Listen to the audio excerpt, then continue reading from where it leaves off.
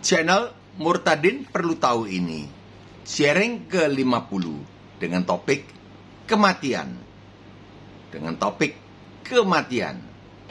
Bapak, Ibu, saudara-saudari sekalian, Shalom, salam damai sejahtera. Dulu manusia direncanakan oleh Allah untuk hidup kekal bergaul karib dengan Beliau abadi selamanya. Tidak bisa mati tentunya. Kejadian 2:17. Sebab pada hari engkau memakan buah pengetahuan tentang yang baik dan yang jahat itu, pastilah engkau mati. Kita sudah tahu Adam kalah bergumul melawan tipu daya iblis, kemudian memakan buah larangan itu. Tetapi jika kita baca selanjutnya, Adam ternyata tidak mati. Ini kita sudah tahu di semua, tidak mati. Dia masih bisa bersetubuh dengan Hawa istrinya dan beranak Kain dan Habil, dan menurunkan kita sekalian yang adalah anak cucunya. Dari Alkitab kita temukan Adam yang mewakili umat manusia mengalami 3 jenis kematian. Ini yang akan kita bahas. Ya, sudah ada para pendeta senior ya yang terkenal juga membahas ini. Ya, nggak apa-apa lah Mbah bahas dengan sudut pandang yang lain. Ya. Jenis kematian ke-1 adalah kematian rohani. Jadi yang pertama itu kematian rohani. Jadi walaupun jasmani hidup, tapi rohaninya mati, yaitu keterpisahan manusia dari Allah. Kejadian 3:23, lalu Tuhan Allah mengusir dia, Adam, dari Taman Eden. Adam diusir dari Taman Eden, otomatis terpisah dari Allah. Inilah kematian ke-1, yaitu jiwa dan rohnya terpisah dari Allah, walau ketika itu tubuh Adam masih hidup. Namun jiwa dan rohnya sudah mati, terpisah dari Allah. Ini yang disebut kematian, jenis kematian pertama. Allah membuat solusi keterpisahan ini dengan mengutus Sang Anak Allah Yesus Kristus ke dunia menjadi manusia untuk mati di kayu salib, menggantikan umat manusia menjalani keterpisahan ini supaya manusia tidak terpisah dari Allah lagi, supaya manusia kembali bisa bersekutu dengan Allah yang adalah Bapa kita sekalian. Nah, ini ayatnya sudah sangat ulang-ulang sebutkan Roma 8 ayat 3 dan 4, Yohanes 3:17, Matius 5:17. Saat Yesus berseru-seru di atas kayu salib, Eli, Eli, lama sabachthani, Allahku, Allahku, mengapa engkau meninggalkan aku? Matius 27 ayat 46, beliau sedang menggantikan posisi kita ditinggalkan oleh Allah. Peristiwa itu benar-benar terjadi pada tahun 33 Masehi. Jadi agama Kristen ini bukan agama sebetulnya. Repot ngomongnya ya. Sebab kita kenal agama, tapi Kristen bukan agama, sebab terjadi peristiwanya itu terjadi. Agama lain kan ajaran begitu. Ini terjadi. Penggantian itu terjadi. Peristiwa itu benar-benar terjadi pada tahun 33 Masehi. Barang siapa mau menerima penggantian ini, bisa dan boleh benar-benar pula mengalami persekutuan intim dengan Allah yang Maha Suci itu. Ini yang disebut kekristenan ini. Dia menerima Roh Kudus yang menjadikan dia anak Allah, yang memampukan dia berseru kepada Allah itu, Aba, ya Bapa. Roma 8 ayat 15. Mari terimalah anugerah ini, jangan sia-siakan. Sekarang masih ada kesempatan. Barangkali besok pagi sudah terlambat. Besok pagi sudah terlambat. Atau nanti malam. Kan kita sudah tahu bahwa kematian tidak tergantung daripada usia. Tua atau muda. Belum tentu Mbak mati duluan loh. Daripada yang muda. Ini Mbak ingatkan. Belum tentu Mbah juga mati duluan daripada yang sehat. Tidak tergantung juga kita sehat atau sakit. Setelah kematian masih ada kehidupan. Lukas 16 ayat 19 sampai 31. Silahkan baca ulang kisah yang sudah sangat terkenal ini. Di dunia setelah kematian jasmani, kita masih punya kesadaran. Masih punya niat bertobat. Ini di kisah Lukas 16 ayat 19 31. Mbak tidak usah bacakan karena terlalu panjang nanti. Tetapi tidak berlaku. Niat bertobat itu tidak berlaku. Nanti pada setelah kematian itu tidak berlaku bertobat itu. Jadi di dunia setelah kematian jasmani, kita masih punya kesadaran, masih punya niat bertobat. Tetapi tidak berlaku. Masih punya pikiran bijak. Jikalau aku sudah terlambat dijebloskan ke neraka yang ternyata sungguh ada neraka itu, dan pertobatanku sudah tidak berlaku lagi, dan aku keluar dari neraka ini tidak bisa, biarlah aku minta agar Lazarus, pengemis yang selamat masuk surga itu, bangkit dari kubur, karena dua-dua mati. Lalu pergi ke rumahnya, ayahnya, dan mengingatkan 5 saudaranya yang berada di rumah orang tuanya di dunia, entah di kota apa ya, supaya mereka bertobat ketika mereka masih berada di dunia. Lukas 16:31, ini Mbah bacakan satu ayat saja. Kata Abraham kepada orang di neraka itu, jika mereka, yaitu 5 orang saudaramu itu, tidak mendengarkan kesaksian Musa dan para nabi, kesaksian Musa dan para nabi merujuk pada Alkitab yang bersaksi tentang Yesus Kristus, firman yang menjadi manusia, tidak berdosa, yang disembelih di kayu salib, menggantikan posisi umat manusia menjalani hukuman mereka akibat dosa-dosa mereka. Mereka tidak juga diyakinkan sekalipun oleh seorang yang bangkit dari antara orang mati. Jadi kalau orang tidak bisa diyakinkan oleh Alkitab, tidak bisa diyakinkan oleh orang bangkit dari orang mati. Lazarus bangkit dari antara orang mati pun tidak bisa meyakinkan bahwa neraka itu ada loh.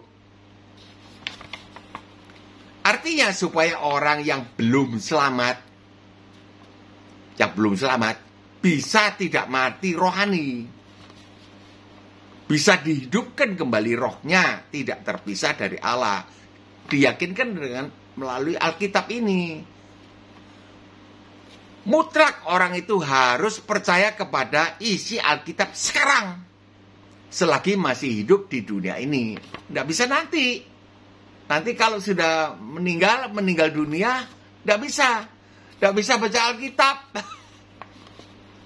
Rendahkan diri Anda di hadapan Allah. Ini harapannya Mbah kepada mereka yang masih belum selamat. Terimalah anugerah keselamatan rohani dari beliau, dari Allah, dari Tuhan Yesus. Jenis kematian kedua adalah kematian jasmani yang kita sekalian sudah tahu. Tubuh kita dikubur, kembali menjadi tanah. Kita tidak nampak lagi di atas muka bumi ini. Hilang. Ya jadi Mbah nanti tinggalkan cuma ya video-video ini. Barangkali ada yang suka melihatnya kembali kalau Mbah sudah meninggal. Kan begitu. Oh jangan bicara begitu Mbah. Itu saru. Tidak boleh. Oh tidak bisa. Kita harus bersiap untuk meninggal. Bukan pada saat seperti Mbah saja umurnya 76. Masih muda pun harus bersiap. Kematian jasmani baru disabdakan oleh Tuhan Allah setelah berita kematian rohani, yaitu di ayat selanjutnya, yaitu Kejadian 3:24. Ia, Tuhan Allah, menghalau manusia itu, dan di sebelah timur Taman Eden ditempatkannya lah beberapa kerub dengan pedang yang bernyala-nyala dan menyambar-nyambar untuk menjaga jalan ke pohon kehidupan. Jadi Allah mencegah manusia berdosa makan buah pohon kehidupan, supaya tidak hidup kekal. Manusia berdosa harus mengalami kematian jasmani. Pada hari engkau memakannya, pastilah engkau mati. Kematian jasmani adalah musuh umat manusia. Tidak ada orang bisa mengalahkan maut ini. Tidak ada. Mbah maunya hidup ya panjang terus ya, tapi tidak bisa. Ya 125 tahun lah mbah maunya hidup. Semua orang harus mengalami maut. Allah telah memberikan solusi kematian jasmani ini dengan mengutus Sang Anak Allah, Yesus Kristus, turun ke dunia untuk mati jasmani di kayu salib. Menggantikan kita. Menggantikan umat manusia. Supaya kita tidak mati jasmani. Betul? Nah, buktinya apa ya? Bukan begitu, Bapak Ibu Saudara-saudari sekalian. Bukan supaya kita tidak mati jasmani, lalu Yesus Kristus menggantikan kita mati di kayu salib. Oh, kita terus hidup terus, kekal. Bukan. Tubuh kita yang keturunan Adam yang berdosa ini, tubuh kita ini, tetap akan mati. Kita akan menerima tubuh yang baru, yaitu tubuh sorgawi. Ini hanya solusinya. Jadi mari yang belum percaya, ikutlah percaya. Percaya Tuhan Yesus, Juru Selamat. Kita bisa diganti tubuh kita. Dan masuk surga loh. Semua diganti. Yohanes 11:25. Jawab Yesus. Akulah kebangkitan dan hidup. Barang siapa percaya kepadaku, ia akan hidup walaupun ia sudah mati. Dan setiap orang yang hidup dan yang percaya kepadaku tidak akan mati selama-lamanya. Kalau kita gabungkan dua ini, sukar kita mencernanya. Satu-satu saja. Akulah kebangkitan dan hidup. Barang siapa yang percaya kepadaku dan yang sekarang sudah mati, itu kan artinya ia akan kubangkitkan dan hidup kembali dengan tubuh rohani. Ulangi. Akulah kebangkitan dan hidup. Aslinya, barang siapa percaya kepadaku, ia akan hidup walaupun ia sudah mati. Itu kalimat pertama. Itu saja dulu. Kalau kita campur, bingung kita. Jadi, diuraikan dengan pengertian, akulah kebangkitan dan hidup. Barang siapa yang percaya kepadaku, dan yang sekarang sudah mati. Jadi orang mati yang percaya, ia akan kubangkitkan dan hidup kembali dengan tubuh rohani. Ia akan hidup walaupun ia sudah mati. Artinya ia akan kubangkitkan dan hidup kembali dengan tubuh rohani. 1 Korintus 15 ayat 35. Tetapi mungkin ada orang bertanya, bagaimanakah orang mati dibangkitkan? Dan dengan tubuh apakah mereka akan datang? Mengingat target durasi bahasan kita terbatas, Mbah loncati ayat-ayat yang menjelaskan detailnya. Silakan membaca sendiri lengkapnya mulai dari 1 Korintus 15:35. Mudah diingat toh? 15:35. 1 Korintus 15:35. Mohon dibaca. Kita tidak boleh malas.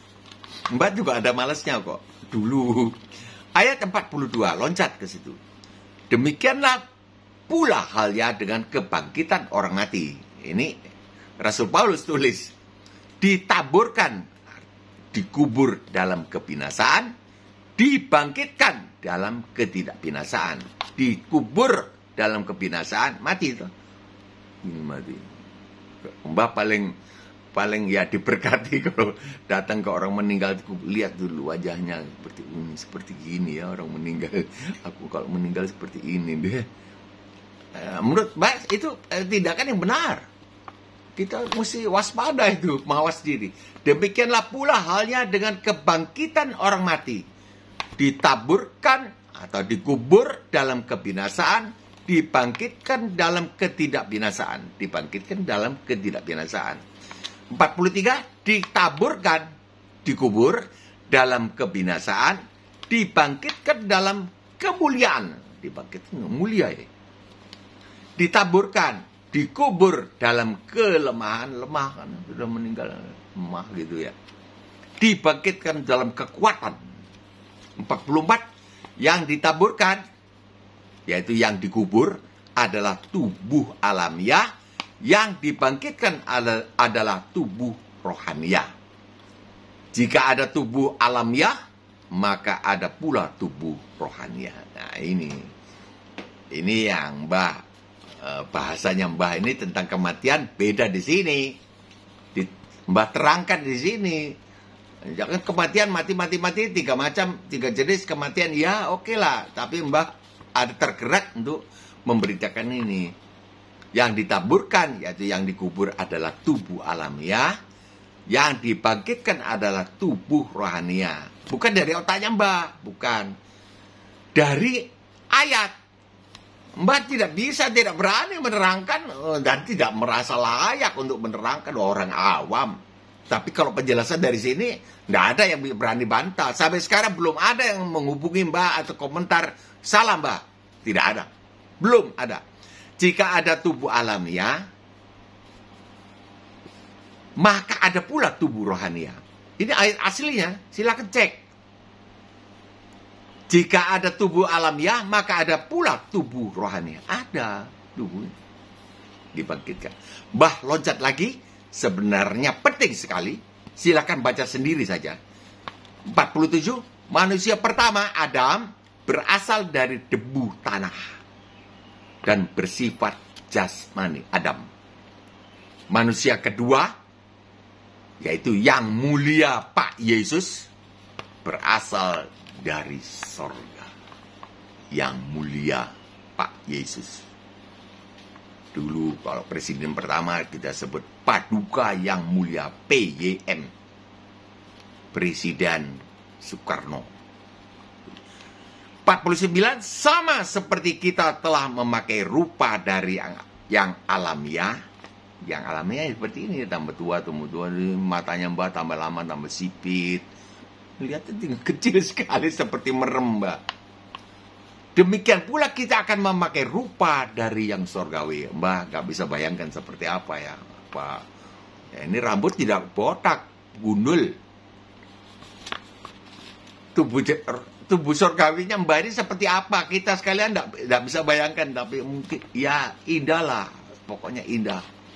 Kita lanjut ke sabda yang kedua daripada yang mulia Pak Yesus. Yang mulia Raja segala raja. Di Yohanes 11 ayat 25. Jawab Yesus. Dan, ini kan, tadi yang pertama, tentang yang percaya tapi sudah mati, akan dibangkitkan. Dan setiap orang yang hidup, jadi yang tadi kita tinggalkan dulu, dan setiap orang yang hidup, dan yang percaya kepadaku, yang hidup sekarang ini, yang saat kita bahas ini, dan yang percaya kepadaku, tidak akan mati selama-lamanya. Kita tidak akan mati. Kalimat yang pertama sudah kita bahas toh, perihal bagaimana kelanjutan orang yang percaya kepada Tuhan Yesus, dan yang sekarang sudah mati. Dia akan dibangkitkan memakai tubuh surgawi. Sekarang kalimat yang kedua. Dan setiap orang yang hidup dan yang percaya kepadaku tidak akan mati selama-lamanya. Sabda ini ditujukan kepada kita sekalian yang masih hidup sekarang dan yang sedang sama-sama membahas masalah ini saat ini. Dan adalah tidak kebetulan jika di antara Bapak, Ibu, Saudara-saudari sekalian ada yang diberi kesempatan oleh Allah untuk mendengar firman Allah ini. Dan setiap orang yang hidup dan yang percaya kepadaku, Yesus Kristus, tidak akan mati selama-lamanya. Jadi yang tidak percaya bagaimana? Mati, Mbak. Nanti. Jangan dari Mbak. Maksud sabda beliau ini adalah, dan dari setiap Bapak, Ibu, Saudara-saudari sekalian yang masih hidup sekarang ini, jika ada yang masih belum menjadi orang yang percaya, namun setelah mendengar video bahasan ini memilih percaya, bahwa Yesus itu Tuhan, dan memilih percaya bahwa Yesus disalibkan pada tahun 33 Masehi untuk menggantikan dia dihukum, maka dia tidak akan mati untuk selama-lamanya. Dia akan hidup kembali kekal. Penjelasan Rasul Paulus sebagai berikut. 1 Korintus 15 ayat 51. Sesungguhnya aku menyatakan kepadamu suatu rahasia. Kita tidak akan mati semuanya. Semuanya. Tetapi kita semuanya akan diubah. Nah ini. Dalam sekejap mata. Pada waktu bunyi nafiri yang terakhir. Sebab nafiri akan berbunyi dan orang-orang mati. Percaya dan tidak percaya. Akan dibangkitkan dalam keadaan yang tidak dapat binasa. Tidak dapat binasa. Dua macam. Tapinya dua macam. Yaitu satu tidak binasa di sorga, satunya tidak binasa juga di neraka. Orang-orang mati akan dibangkitkan dalam keadaan yang tidak dapat binasa. Dan kita semua yang masih hidup akan diubah. 53. Karena yang dapat binasa ini, tubuh jasmani kita sekarang ini dapat binasa. Harus mengenakan yang tidak dapat binasa. Dan yang dapat mati ini harus mengenakan yang tidak dapat mati. Jadi pada saat itu diubah, kita belum mati, kita masih hidup. Diubah kita. Harus mengenakan yang tidak dapat mati. Maka akan genaplah firman Tuhan yang tertulis, maut telah ditelan dalam kemenangan. Hai maut, di manakah kemenanganmu? Hai maut, di manakah sengatmu? Sengat maut ialah dosa, dan kuasa dosa ialah hukum Taurat. Tetapi syukur kepada Allah yang telah memberikan kepada kita kemenangan oleh Yesus Kristus Tuhan kita. Yesus Kristus telah bangkit dari kematian tubuh jasmaninya. Beliau telah mengalahkan maut. Memang ada ayat-ayat yang bilang dibangkitkan. Tapi di Yohanes 10:18, aku berkuasa mengambil nyawaku kembali. Ya, enggak usah dipersoalkan lah itu. Di dan me-nya itu. Di berarti ada yang lebih berkuasa dari beliau. Karena beliau itu kan dua anunya. Statusnya kita ini cuma satu. Kita manusia, beliau dua. Manusia juga, Allah juga. Itu yang membingungkan. Nggak usah diurus. Uruslah ini manfaatnya saja. Yesus Kristus telah bangkit dari kematian tubuh jasmaninya. Beliau telah mengalahkan maut. Dan memberikan kemenangan kepada umat manusia untuk hidup kekal bersama Allah di sorga dengan mengenakan tubuh sorgawi seperti yang dikenakan oleh Tuhan Yesus. Tuhan Yesus, bukan Pak Yesus. Beliau tembus dinding tembok. Ingatlah di Yohanes 20 peristiwa Thomas yang tidak percaya. Dia dijumpai oleh beliau, oleh Tuhan Yesus ketika pintu-pintu terkunci, tembus tembok. Bisa sekejap mata pindah lokasi. Nanti aku akan pergi ke Galilea. Cep! Sudah ada di Galilea. Apakah kita kelak bisa seperti Tuhan Yesus dari sorga? Nanti kalau sudah naik sorga terus turun kembali ke dunia dalam sekejap, mengunjungi beberapa orang dari agama tertentu sehingga mereka menjadi murtadin. Percaya kok, percayalah. Apakah kita akan bisa juga seperti beliau? Mbah tidak tahu. Mbah belum pernah membaca di Alkitab seperti itu. Ya toh, Mbah cuma beritakan saja. Cuma memberitakan saja apa yang ditulis di Alkitab. Tidak bisa dan tidak layak mengeluarkan pendapat dari otak. Nggak bisa. Penutup bahasan jenis kematian yang kedua ini adalah Mbah ingin menyajikan satu ayat saja lagi. Satu ayat lagi. Ini kematian kedua ini. Jenis kematian kedua ini. Jasmani, kematian jasmani. Dulu Allah mencegah manusia Adam makan buah pohon kehidupan itu. Dicegah, dipasang, ditempatkan kerup yang memegang pedang bernyala-nyala dan menyambar-nyambar. Setelah jatuh ke dalam dosa, Adam dicegah, tidak boleh makan itu. Dengan menempatkan beberapa kerub malaikat dengan pedang yang menyala-nyala dan menyambar-nyambar. Sekarang, jika kita masuk ke dalam sorga, Allah memberi kita makan buah pohon kehidupan. Bukan main. Buah pohon kehidupan itu, dan kita menjadi anak Allah di sorga kekal lama-lamanya. Enaknya. Kita lihat target ini. Hidup di dalam kesucian, dalam kehendak beliau. Jangan melawan orang yang berbuat jahat kepada kamu. Matius 5:39. Matius 5:44 sampai 48.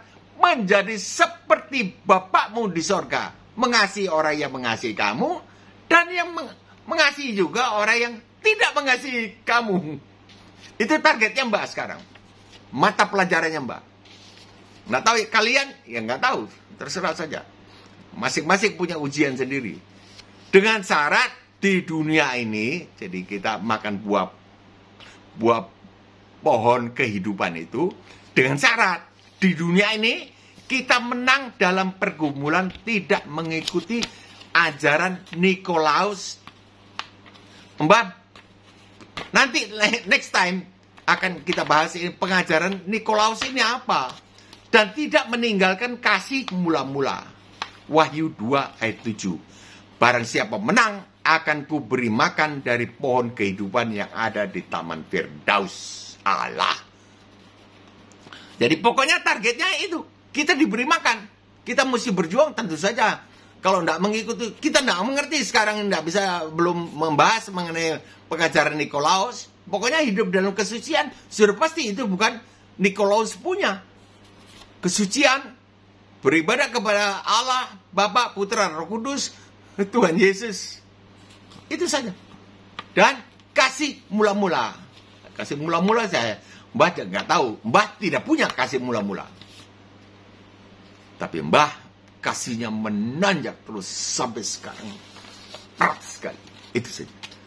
Saya tidak mengerti. Mbah tidak mengerti ini mengenai kasih mula-mula. Tidak mengerti saya. Saya tidak bisa menerangkan. Sebab yang Mbah jelaskan, yang bagikan, sharingkan ini, semua yang Mbah alami. Resapi, alami. Kalau kasih mula-mula, terima Tuhan Yesus, tidak ada kasih. Beliau mengasihi aku lebih dulu. Saya tidak pernah mengasihi Allah. Tidak pernah. Tidak pernah saya mencari Allah. Tidak pernah. Kebetulan ketemu ini, pendeta ini, terus ikut, terus diajar, 37 tahun dikebalakan. Itu pun Mbah juga masa bodoh. Tapi dipanggil, baru ikut di tahun 2018. Jenis kematian yang ketiga ialah kelanjutan mati rohani di dunia. Kelanjutannya, itu kematian ketiga. Jenis kematian ketiga. Kesatu, mati rohani terpisah dari Allah. Hidup tapi tidak bergaul dengan Allah. Terpisah dari Allah. Itu mati. Orang hidup badannya tapi rohaninya mati. Yaitu masa bodoh, tidak beribadah, ya Kristen, ya asal Kristen. Tidak. Mbak kata tidak. Dulu. Tapi dulu rasanya juga tidak. Karena saya mencari terus. Waktu pelajaran penyembahan gak bisa, Mbak marah-marah. Saya mau bisa menyembah seperti itu. Gembalanya kewalahan, gak bisa nerangkan bagaimana orang gak bisa menyembah kok marah-marah. Saking maunya. Jadi Mbak dari dulu tipe orang yang sungguh-sungguh. Tapi tidak pernah Mbak mengasihi Allah, tidak pernah. Beliau satu-satu masalah, Mbak merasakan, cinta ya. Allah itu cinta. Betapa bodohnya, saya nggak tahu lah. Itulah Mbah. Jenis kematian ketiga ialah kelanjutan mati rohani di dunia, yaitu terpisah dari Allah di dunia, dilanjutkan terpisah dari Allah di dalam neraka yang menyala-nyala.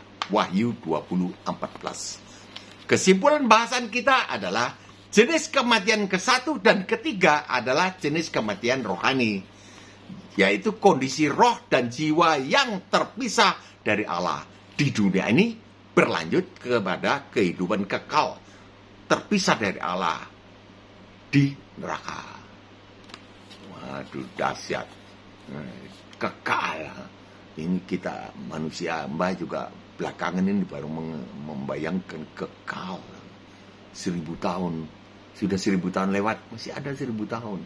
1000 tahun lagi lewat, masih ada lagi 1000 tahun. Masih ada lagi. Aduh, baru panasnya. Itu Mbak 100% percaya. Percaya. Itu di Lukas 16 tadi, bacalah. Kisahnya itu, orang kaya dan Lazarus. Sedangkan kematian jasmani berakhir sampai di dalam kubur. Jadi 1 dan 3 itu jadi satu. Satu kematian rohani ke-1 di dunia, lanjut dengan kematian rohani terpisah dari Allah di hidup kekekalan. Nah, itu terpisah, itu kematian. Sedangkan kematian jasmani berakhir sampai dikubur, mati, dikubur, blek, selesai. Selanjutnya semua orang akan dibangkitkan dari kematian tubuh. Itu kesimpulan bahasan kita. Ada yang menerima hidup kekal di sorga, dan ada pula yang dihukum kekal di neraka. Yohanes 8:28. Janganlah kamu heran, sebab saatnya akan tiba bahwa semua orang yang ada di dalam kuburan akan mendengar suaraku. Tuhan Yesus, bukan Pak Yesus. Bisa bicara kepada orang mati bagaimana? Masih ngotot. Pak Yesus. Yesus Tuhan, Nabi, utusan. Bisa bicara sama orang mati bagaimana sih? Bangkit kau. Semua orang yang ada di dalam kuburan akan mendengar suaraku. Semua orang. Dan mereka yang telah berbuat baik akan keluar dari kubur dan bangkit untuk hidup kekal. Tetapi mereka yang telah berbuat jahat akan bangkit untuk dihukum, untuk hidup kekal atau dihukum kekal di neraka. Ini maksudnya berbuat baik bukan, ini mesti orang yang percaya. Kalau orang yang berbuat baik, beramal ini dan itu, lalu tidak menerima Yesus Kristus sebagai Tuhan, loh. Bagaimana sih? Tidak bisa. Tidak bisa. Jadi orang yang sudah menerima Tuhan Yesus, sudah selamat, terus berbuat baik. Ini tuh hidup kekal. Kalau orang yang sudah percaya, lalu kemudian tidak berbuat baik, melainkan berbuat jahat, ya untuk dihukum. Mereka yang telah berbuat jahat akan bangkit untuk dihukum. Batal selamat. Sampai di sini dulu, Mbak mohon pamit undur diri, terlalu panjang. Kiranya turunlah segala berkat rohani dan jasmani, serta ekonomi berkecukupan bagi para penonton video ini serta keluarganya. Di dalam nama Tuhan Yesus Kristus. Amin. Jika berkenan berlangganan, tekanlah subscribe. Jika suka, tekanlah like atau jempol yang ke atas. Jika ingin menolong keluarga atau teman-teman, silahkan bagikan video ini kepada mereka. Jangan lupa, tulislah komentar yang dahsyat. Jangan abstain, koreksi, atau apresiasi kan kepada Mbak. Terima kasih. Shalom, sampai jumpa insya Allah besok.